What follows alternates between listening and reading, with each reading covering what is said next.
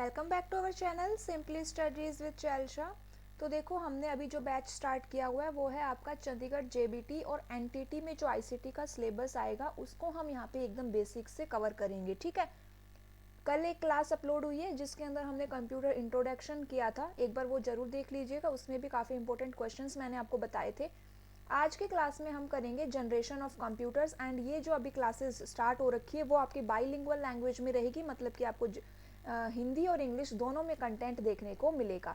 रही बात नोट्स की, तो नोट्स अवेलेबल है कंप्लीट, आपके जो आईसीटी का सिलेबस गिवन है English medium plus Hindi medium दोनों में नोट्स अवेलेबल है। एमसीक्यूज भी अवेलेबल है, आई थिंक 700 के पास आसपास आपके एमसीक्यूज है जिसमें सॉल्व्ड और अनसॉल्व्ड दोनों रहेंगे। ठीक है, तो टेलीग्राम ग्रुप को ज्वाइन कर सकते हो अगर आपको डायरेक्टली सिलेबस का जो पूरा पैकेज चाहिए उसके लिए। ठीक है, इसके अलावा पीडीएफ आपको यूट्यूब पे नहीं मिलेंगी, पीडीएफ सारी पेड होती है, यहाँ पे आपको केवल यूट्यूब पे केवल क्लासेस देखने को मिलेंगी। ठीक है, हो गई बात इतनी। अब स्टार्ट करें हम किसकी, जनरेशन ऑफ कंप्यूटर की हम यहाँ पे बात कर लेते हैं। तो जनरेशन ऑफ कंप्यूटर का क्या मतलब होता है ये आप लोगों को आराम से पता है। क्यों भाई, क्यों नहीं पता होगा, क्योंकि हमारी भी जनरेशन्स होती है ना, जैसे दादा परदादा ये क्या है हमारी जनरेशन्स है, उसी तरह कंप्यूटर की भी क्या है यहाँ पे जनरेशन्स है। और यहाँ पे देखिए जो जनरेशन्स है ना, जैसे कि अभी आपका जो कंप्यूटर है उससे पहले वो कैसा था ये हम यहाँ पे डिस्कस करने वाले हैं कि भाई कंप्यूटर की स्टार्टिंग कहाँ से हुई, उसमें उस टाइम पे क्या यूज़ होता था, फिर उसमें क्या चेंजेस हुए एंड अभी उसमें क्या यूज़ होता है। तो ये सारी बातें हम यहाँ पे डिस्कस करेंगे। ठीक है, उसके अलावा और भी हम यहाँ पे कुछ इंपॉर्टेंट फैक्ट्स के बारे में देखेंगे। एंड एक बात याद रखना कि जनरेशन ऑफ कंप्यूटर से हर एग्जाम में क्वेश्चंस पूछे ही जाते हैं, तो ये आपका जो चैप्टर है काफ़ी इंपॉर्टेंट रहने वाला है। अब यहाँ पे देखो, सबसे पहला क्वेश्चन जो अराइज होता है वो है कि टोटल कितनी जनरेशन्स होती है। तो टोटल आपकी 5 जनरेशन्स होती है। स्पीड के बारे में कमेंट कर सकते हो कि आपको ठीक लग रही है और कम करनी है या ज़्यादा करनी है, दोनों हो सकती है। ठीक है, अब यहाँ पे जो फर्स्ट जनरेशन की हम बात करेंगे ना, फर्स्ट जनरेशन में या सेकंड जनरेशन में, मतलब कि हर जनरेशन में आपको क्या पता होना चाहिए, उसका ईयर पता होना चाहिए कि वो जनरेशन कब स्टार्ट हुई, कब से कब तक लेके वो जनरेशन रही। ठीक है, तो इसकी एक ट्रिक है। ट्रिक क्या है कि आपको जो फर्स्ट जनरेशन है उसका ईयर पता होना चाहिए, और फर्स्ट जनरेशन का ईयर हम मान के चलते हैं कि 1940 की सीरीज में आया। देखो ये एग्जैक्ट नहीं है, आप सर्च करोगे ना गूगल पे या किसी बुक में भी तो आपको अलग अलग ईयर्स देखने को मिलेंगे, लेकिन सीरीज 40 की ही रहेगी। 40 रहेगी, 42 मिल जाएगी, 44 मिल जाएगी, 46 मिल जाएगी। तो कहने का मतलब ये है कि फर्स्ट जनरेशन की जो सीरीज है वो आपकी 1940 से स्टार्ट हुई। फिर इसमें आपको क्या कर देना है, 10 प्लस कर देना है, मतलब यहाँ पे 50। अगर मैंने इसको 42 से चलाया है तो ये कितनी हो गई, 52। तो फर्स्ट जनरेशन मेरी कहाँ से कहाँ तक हुई, 1942 से 52 तक हो गई।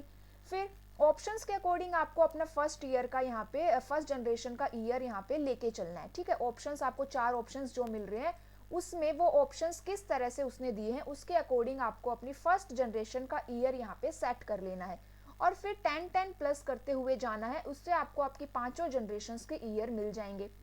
देखो, अब मेरी फर्स्ट जनरेशन का एंड हुआ 52 पे, मैंने माना 42 एंड देन एंड कहाँ पे हुआ 52, इसमें मैंने 10 प्लस कर दिया। अब यहाँ पे क्या आ गया 62, इसका मतलब जो सेकंड जनरेशन है वो आपकी 1952 से 1962 तक गई।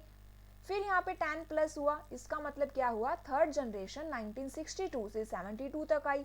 फिर 10 प्लस करेंगे हम 72 में, कितना हो गया 1982, मतलब फोर्थ जनरेशन आपकी 1972 से 1982 तक आई। फिर यहाँ पे 1982 से अभी तक क्या चल रही है, आपकी फिफ्थ जनरेशन चल रही है। तो इस तरह से हम क्या कर लेंगे, इन जनरेशन्स के ईयर को याद कर लेंगे, है ना।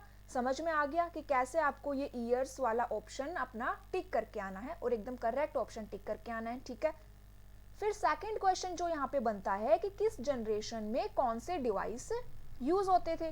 तो फर्स्ट जनरेशन में यहाँ पे आया था वैक्यूम ट्यूब। ठीक है, सेकंड जनरेशन में आ गए ट्रांजिस्टर्स, वैक्यूम ट्यूब की जगह आपको वाल्व्स देखने को भी मिलेगा, VALVES। तो यहाँ पे फर्स्ट जनरेशन में वैक्यूम ट्यूब, फिर सेकेंड जनरेशन में वैक्यूम ट्यूब की जगह ट्रांजिस्टर्स आ गए, थर्ड जनरेशन में ट्रांजिस्टर की जगह इंटीग्रेटेड चिप आ गई आईसी, फोर्थ जनरेशन में आईसी जो है आईसी ही, फोर्थ जनरेशन में भी आईसी ही है, लेकिन उसमें जो हम टेक्निक मान के चलते हैं वो है आपकी एलएसआई और VLSI, large scale integration, very large scale integration. Fifth generation में आपका आया ULSI, ultra large scale integration. तो क्या याद रखना है हमें, first generation vacuum tube, second generation transistor, third generation integrated chip, fourth generation LSI VLSI, fifth generation ULSI. ठीक है, यहाँ से आपके दो इंपॉर्टेंट क्वेश्चंस हो गए, दोनों जनरेशन्स में से किसी भी जनरेशन के बारे में ये पॉइंट इंपॉर्टेंट रहेंगे। ठीक है, इतना हो गया। थर्ड यहाँ पे जो क्वेश्चन बनेगा वो ये है कि किस जनरेशन में कौन सी लैंग्वेज यूज होती थी। तो यहाँ पे देखो ये क्या है मेरी लैंग्वेज, लैंग्वेज यहाँ पे दो कैटेगरीज में डिवाइडेड है। फर्स्ट है आपकी low level language, triple L की फुल फॉर्म क्या रहेगी, low level language. Second language कौन सी है मेरी, हाई लेवल लैंग्वेज। फिर यहाँ पे लो लेवल लैंग्वेज भी दो कैटेगरीज में डिवाइडेड है, एक है आपकी मशीन लैंग्वेज और दूसरी है आपकी असेंबली लैंग्वेज। अब यहाँ पे देखो कि मशीन लैंग्वेज का दूसरा नाम क्या है आपका बाइनरी लैंग्वेज। जो आपका कंप्यूटर है वो कौन सी भाषा समझता है, मशीन लैंग्वेज या फिर बाइनरी लैंग्वेज। कंप्यूटर में कौन सी डिजिट्स आती है, बाइनरी का मतलब है केवल 0 और 1, यहाँ पे दो ही डिजिट है इसीलिए इसका नाम बाइनरी लैंग्वेज है। ठीक है, ये जितना मैंने यहाँ पे ये सब लिखा है ना, वो सारी चीज अगर मैं कंप्यूटर को एज ए इनपुट यहाँ पे देती हूँ तो कंप्यूटर इसको 0 और 1 की लैंग्वेज में कन्वर्ट करेगा। ठीक है, उसके बाद उसके ऊपर प्रोसेसिंग होगी एंड देन हमें रिजल्ट मिलेगा।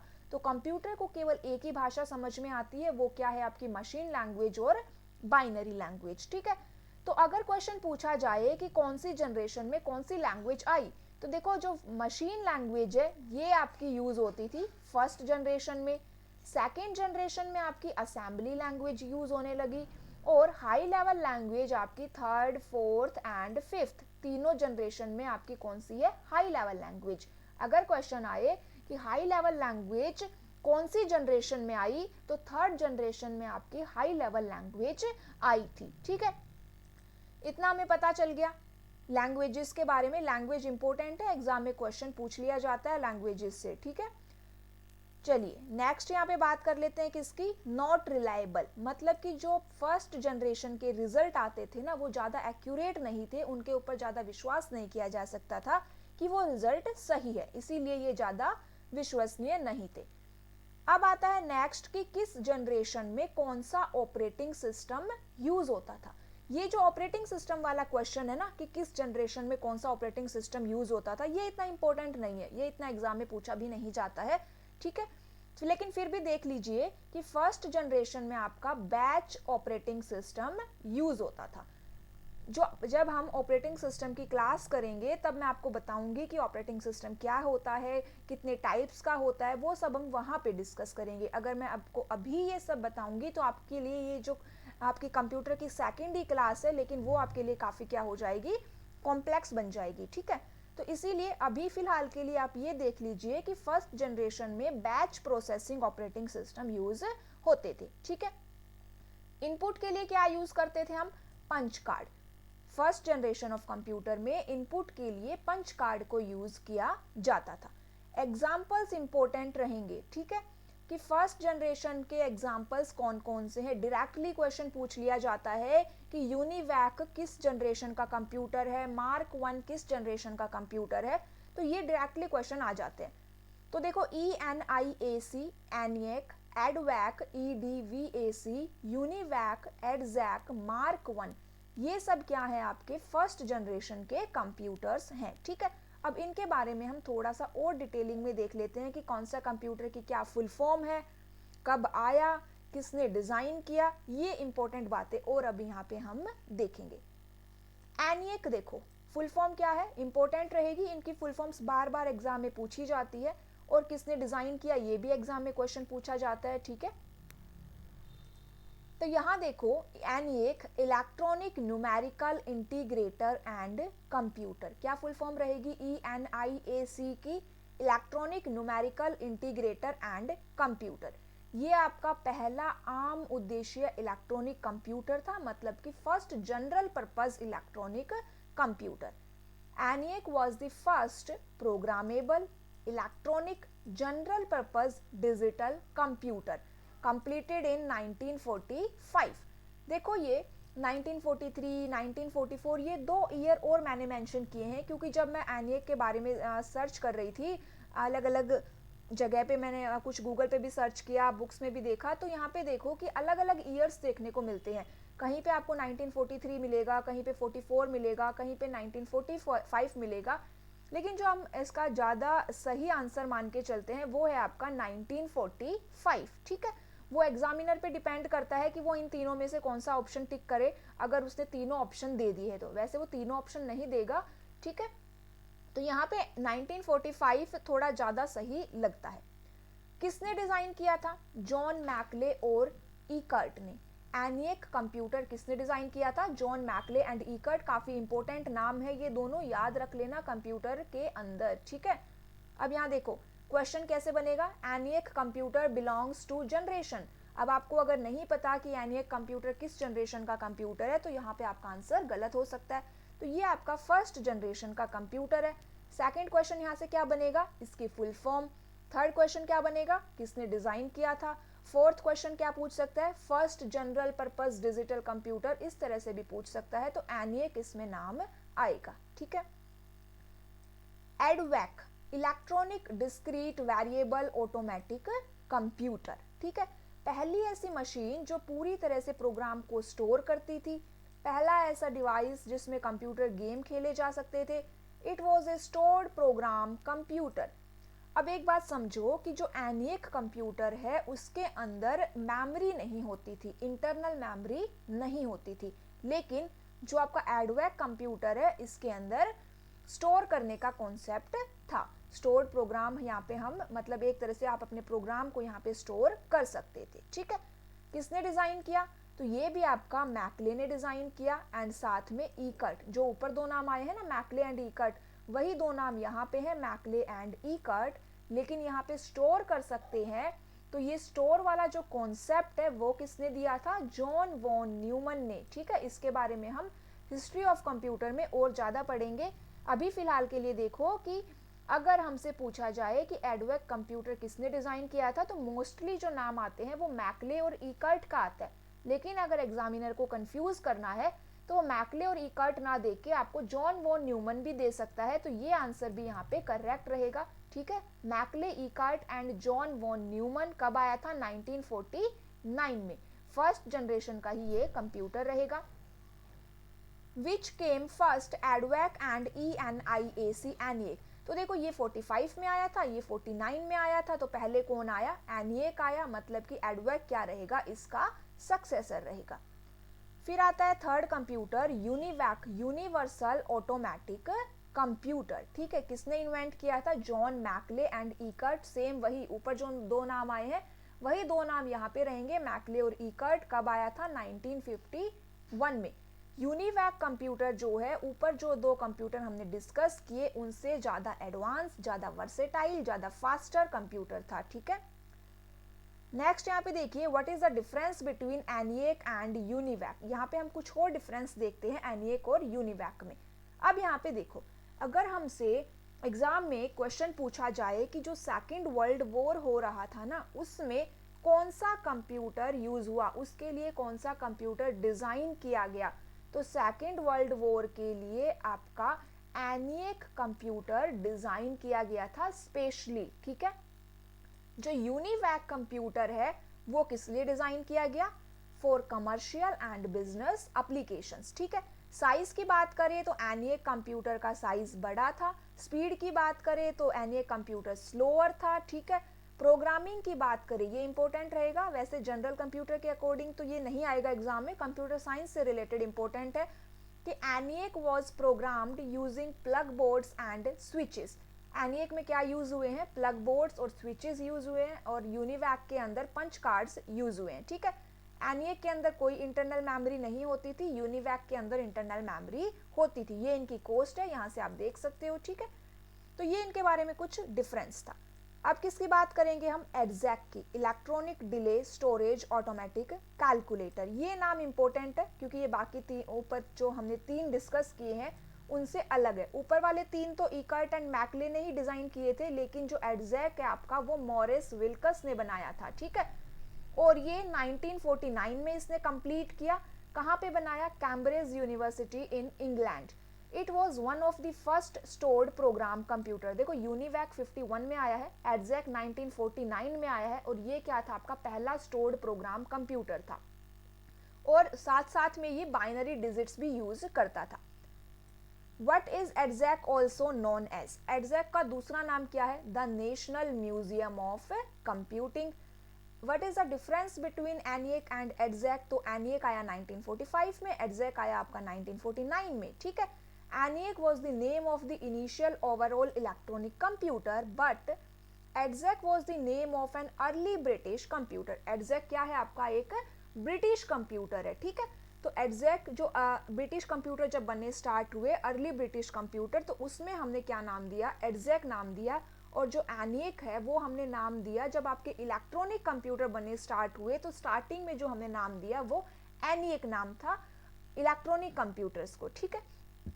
फर्स्ट जनरेशन समझ में आ गई काफी अच्छे से। फर्स्ट जनरेशन में इससे बाहर कोई क्वेश्चन नहीं बनता है, ठीक है। मार्क 1 आपका क्या है, फर्स्ट जनरेशन कंप्यूटर है। सेकंड जनरेशन देखो, अभी ऊपर मैंने आपको बताया 1956 से 64 ट्रांजिस्टर्स यूज हुए हैं, असेंबली लैंग्वेज यूज होती थी, पंच कार्ड यूज होता था। ये सारी बातें हमने ऊपर डिस्कस कर ली है। ऑपरेटिंग सिस्टम की बात करें तो बैच ऑपरेटिंग के सिस्टम के साथ साथ मल्टी प्रोग्रामिंग ऑपरेटिंग सिस्टम भी यहाँ पे यूज होता है। जैसे जैसे जनरेशन्स बढ़ती जाती है वैसे वैसे आपका कंप्यूटर का साइज क्या हो जाता है, स्मॉल हो जाता है। तो small size as compare to first generation. Example देखो, यूनिवैक 1108 ये अलग है, ऊपर सिर्फ यूनिवैक था। CDC 1604, IBM 7094 और मार्क थर्ड। ये CDC की फुल फॉर्म क्या है आपकी, control data corporation, IBM international business machine. Third generation की अगर बात करें तो 1964 से 75, और यहाँ पे इंटीग्रेटेड सर्किट्स यूज होने लगे। एंड इंटीग्रेटेड सर्किट्स को हम IC भी बोल देते हैं। IC क्या होती है, इससे क्वेश्चन आते हैं। सबसे पहली बात, IC की full form integrated circuit. Second बात यहाँ पे कि IC किससे मिलके बनती है, तो सिलिकॉन की बनी होती है, इसीलिए इसको सिलिकॉन चिप भी कहा जाता है, ठीक है। एग्जाम में एक पता नहीं कौन से एग्जाम में क्वेश्चन आया था, मुझे याद नहीं है, तो वहां पे क्वेश्चन था कि IC किससे मिलके बनती है, IC किससे बनी है, लेकिन वहां पे सिलिकॉन आंसर में नहीं था। तो वहां पे जो आंसर में था ना वो था ट्रांजिस्टर। तो अगर आप इस डेफिनेशन को देखो कि an integrated circuit commonly called a chip is made out of A semiconductor material, याद रखना ये क्या है आपका, semiconductor material called silicon, in which small electronic components called transistor are formed within the silicon and then wired together with interconnects layered on top of the silicon surface। तो मतलब जो आपकी ये सेमीकंडक्टर मटेरियल है जो कि आपका silicon का बना होता है, इसीलिए हम कह देते हैं कि वो सिलिकॉन की बनी हुई है। लेकिन इसके अंदर जो आपके कंपोनेंट्स यूज हो रहे हैं वो क्या है, आपके ट्रांजिस्टर्स। तो अगर आपको सिलिकॉन ऑप्शन में ना मिले, ट्रांजिस्टर्स मिले, तो हम ट्रांजिस्टर को यहाँ पे करेक्ट करेंगे, ठीक है। चलिए नेक्स्ट आता है आपका ऑपरेटिंग सिस्टम, टाइम शेयरिंग और मल्टी प्रोग्रामिंग ऑपरेटिंग सिस्टम। कौन सी जनरेशन की बात हो रही है, भूल तो नहीं गए हो, थर्ड जनरेशन की बात हो रही है, ठीक है। ये ज्यादा विश्वसनीय थे, इनका रिजल्ट ज्यादा एक्यूरेट रहता था, स्मॉल साइज है, पावर यहाँ पे पावर कंजप्शन आपका कम होता है, मेंटेनेंस कॉस्ट भी कम है, ठीक है, इजी फॉर कमर्शियल यूज, लेकिन ये कंप्यूटर्स काफी कॉस्टली थे। और जो आपकी IC चिप यहाँ पे बन रही है उसके लिए हमें क्या चाहिए, स्पेशलाइज्ड वर्कर चाहिए, मतलब जिनको उस IC चिप के ऊपर काम करना आता हो, ऐसे हमें यहाँ पे वर्कर्स की रिक्वायरमेंट होने लगी। अब आती है बात जनरेशन में कौन सी लैंग्वेज आई, तो हाई लेवल लैंग्वेज यहाँ पे यूज होती थी। कुछ हाई लेवल लैंग्वेज या फिर 3GL थर्ड जनरेशन लैंग्वेज, इनके नाम यहाँ पे देख लो कि कौन कौन से हैं, BASIC, COBOL, Pascal, FORTRAN, C++, Perl, Ada. ये सब क्या है आपके यहाँ पे हाई लेवल लैंग्वेज है जो थर्ड जनरेशन में यूज होती थी। आपके एग्जाम में क्वेश्चन आ सकता है कि बेसिक किस टाइप की लैंग्वेज है, तो ये आपकी हाई लेवल लैंग्वेज है, या फिर बेसिक कौन सी जनरेशन में यूज होती थी, तो थर्ड जनरेशन में यूज होती थी। ठीक है, एग्जाम्पल देखो इस जनरेशन के, IBM 370, PDP 11, UNIVAC 1108, DEC series. तो ये DEC की जितने भी सीरीज आई है वो सारी आपकी यहीं पे आएंगी। एक बार यहाँ पे देखिएगा कि जो यूनिवैक 1108 है वो मैंने सेकंड जनरेशन में भी इंक्लूड किया है, लेकिन जो एग्जैक्टली हम यहाँ पे मान के चल रहे हैं कि यूनिवैक 1108 आपका थर्ड जनरेशन में आया था, कि जो यूनिवैक 1100 की सीरीज है ना वो यहाँ पे है, एंड इस सीरीज में आपका 1108 किस में आया है, थर्ड जनरेशन में। एग्जैक्टली हम यहाँ पे मान के चल रहे हैं। ठीक है, तो एक बार यूनिवैक 1108 को आप सेकंड जनरेशन से हटा दीजिएगा। ठीक है, वो बाय मिस्टेक मैंने वहाँ पे लगाया है, कोई कंफ्यूजन ना हो आपको यहाँ पे। तो इसको 1108 ये वाला कंप्यूटर यहाँ से कट कर दीजिएगा। ठीक है, एग्जैक्टली इस कंप्यूटर की जनरेशन क्या है, आपकी थर्ड जनरेशन रहेगी। चलिए आगे देखते हैं PDP 11। इस कंप्यूटर के बारे में देखो थोड़ा सा। PDP 11 is a series of 16-बिट मिनी कंप्यूटर। ये माइक्रो कंप्यूटर क्या होते हैं, मिनी कंप्यूटर क्या होते हैं, ये हम टाइप्स ऑफ कंप्यूटर में देखेंगे। अभी के लिए आपको ये पता होना चाहिए कि PDP 11 आपका क्या है, एक मिनी कंप्यूटर है। ठीक है, किसने बेचा था ये कंप्यूटर, तो DEC। ये जो DEC डैक सीरीज की बात हो रही है, इसी ने आपका ये कंप्यूटर बनाया था, बेचा था। फुल फॉर्म क्या रहेगी डैक की, डिजिटल इक्विपमेंट कॉर्पोरेशन। ठीक है, अब यहाँ पे देखिए आगे PDP की फुल फॉर्म क्या है, प्रोग्राम्ड डेटा प्रोसेसर। PDP की फुल फॉर्म क्या रहेगी, प्रोग्राम्ड डेटा प्रोसेसर। अब यहाँ पे देखो काफी इंपॉर्टेंट क्वेश्चन है, यहाँ पे दो नाम गिवन है, जैक किल्बी और रॉबर्ट नॉइक। ये नॉइक है या नॉइस, एक बार देख लेना। तो यहाँ पे देखिए जैक किल्बी एंड रॉबर्ट नॉइक, ये क्या है, इन्होंने क्या इन्वेंट किया।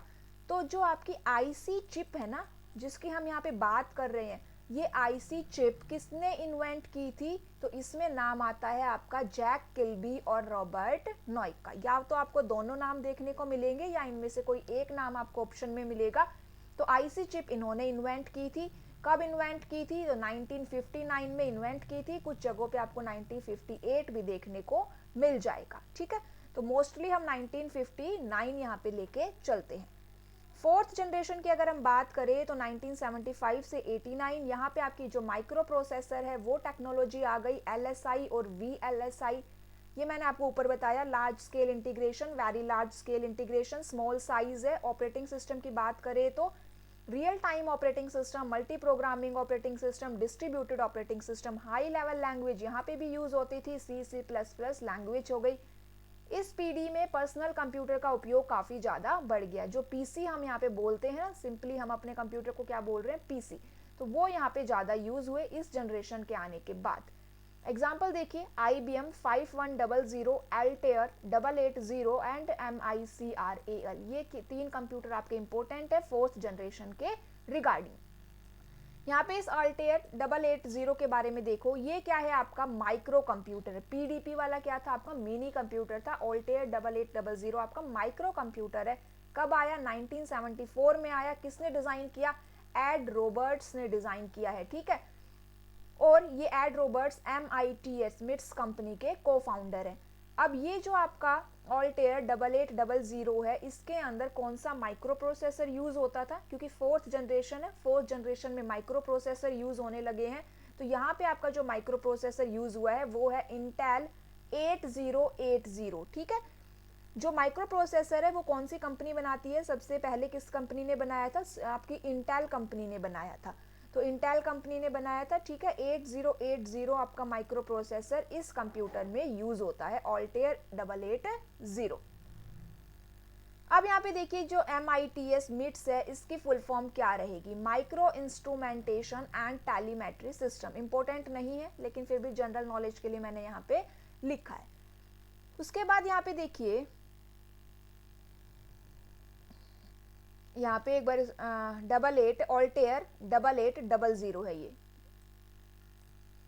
इसको इंग्लिश में करेक्ट कर लीजिएगा, ये क्या है आपका 8800। ठीक है, Altair 8800 ये क्या है आपका एक माइक्रो कंप्यूटर है, 1974 में आया था। एड रॉबर्ट्स ने इसको डिजाइन किया था एंड 8080 माइक्रो प्रोसेसर के ऊपर ये आधारित कंप्यूटर है। चलिए अब हम बात करेंगे किसकी, कि आपका पहला माइक्रो प्रोसेसर कौन सा था। इंपॉर्टेंट क्वेश्चन रहेगा, फर्स्ट माइक्रो प्रोसेसर। तो जो फर्स्ट माइक्रो प्रोसेसर है किस कंपनी ने बनाया, अभी मैंने आपको बताया इंटेल कंपनी ने बनाया। वर्ल्ड वाइड की बात हो रही है, ठीक है। इंटेल कंपनी ने बनाया, क्या नाम दिया उसको, 4004। तो यहाँ पे वर्ल्ड का फर्स्ट माइक्रो प्रोसेसर इंटेल 4004, ठीक है। उसके बाद ये जो इंटेल 4004 है कितने बिट का था, 4 बिट माइक्रो प्रोसेसर है। माइक्रो प्रोसेसर आप किसको बोलते हो, सीपीयू को बोलते हो। किसने इन्वेंट किया, तो ये नाम इसमें इंपॉर्टेंट रहेगा, मार्शियन हॉफ या फिर टैड हॉफ। उसके अलावा ये 3 नाम और यहाँ पे आप देख सकते हो, फैगिन, सीमा और मेजर, लेकिन जो इंपॉर्टेंट नाम है वो आपका रहेगा टैड हॉफ। तो फर्स्ट आपका जो माइक्रो प्रोसेसर इंटेल 4004 किसने इन्वेंट किया था, टैड हॉफ या फिर सिंपली हॉफ भी यहाँ पे देखने को मिल सकता है, ठीक है। लास्ट जनरेशन है फिफ्थ जनरेशन, 1989 से अभी तक है, ULSI ultra large scale integration. And यहाँ पे देखिए कि integrate a million transistors on to a micro chip, एक माइक्रो चिप पर 1 लाख ट्रांजिस्टर्स को यहाँ पे कलेक्ट ऑर्गेनाइज किया जाता है। हाई लेवल लैंग्वेज यहाँ पे होती है C++, जावा, .NET। हाई कैपेबिलिटी रहेगी, लार्ज मेमोरी है, फास्ट रहेंगे ये कंप्यूटर्स, एक साथ बहुत सारे काम कर सकते हैं। एंड फिफ्थ जनरेशन में आपकी कुछ टेक्नोलॉजी के नाम है, वो नाम यहाँ पे देख लीजिए, डायरेक्टली पूछ लिया जाता है कि आर्टिफिशियल इंटेलिजेंस किस जनरेशन में यूज होता है। तो आर्टिफिशियल इंटेलिजेंस आपका फिफ्थ जनरेशन में है। उसी के साथ आपका आर्टिफिशियल इंटेलिजेंस के साथ quantum computation, nano technology, parallel processing, ये सब क्या है आपकी फिफ्थ जनरेशन जो फिफ्थ जनरेशन है उसकी टेक्नोलॉजीज है, ठीक है। कंप्यूटर्स की बात करें तो परम super computer, laptop, desktop, workbook, notebook, ये सब क्या है आपके फिफ्थ जनरेशन में आते हैं। कंप्यूटर में कितनी पीढ़ियां हैं टोटल, 5 होती है, first, second, third, fourth, fifth. Computer में अभी कौन सी जनरेशन चल रही है, फिफ्थ जनरेशन चल रही है। कंप्यूटर का आविष्कार कब से हुआ, तो चार्ल्स बेबेज ने 1822 में किया। एंड लास्ट क्लास में मैंने आपको बताया था कि कंप्यूटर की स्टार्टिंग कहाँ से हुई है, 1823 से। तो एक बार वहां पे देखिए 1822 भी देखने को मिल सकता है आपको, 1823 भी देखने को मिल सकता है, ठीक है। तो दोनों ऑप्शन यहाँ पे देख लीजिएगा, अगर दोनों ऑप्शन है आपके आंसर में 1822 और 1823, तो 1822 आपका ज़्यादा करेक्ट रहेगा। वैसे इतने कंफ्यूजिंग वाले ऑप्शंस वो देता नहीं है, ठीक है, दोनों में से आपको एक ही देखने को मिलेगा, क्योंकि ये एग्जैक्ट ईयर्स नहीं है, तो इसीलिए क्या होता है कि दोनों ऑप्शंस आपको देखने को नहीं मिलेंगे। तो यहाँ पे देखिए 1822 चार्ल्स बेबेज और या फिर 1823। कंप्यूटर का आविष्कार किसने किया है आपका, चार्ल्स बेबेज ने किया है। फादर ऑफ कंप्यूटर कौन है आपके, चार्ल्स बेबेज है। अगर हमसे पूछा जाए कि फादर ऑफ कंप्यूटर साइंस, तो हम उसमें या फिर आधुनिक कंप्यूटर या मॉडर्न कंप्यूटर, तो उसमें एलन ट्यूरिंग का नाम आ जाएगा। तो ये क्या हुई आपकी जनरेशन ऑफ कंप्यूटर्स, हमने यहाँ पे कंप्लीट किया। क्लास अच्छी लगी तो जरूर शेयर करना। नेक्स्ट क्लास में हम अपना अगला टॉपिक डिस्कस करेंगे। Thank you.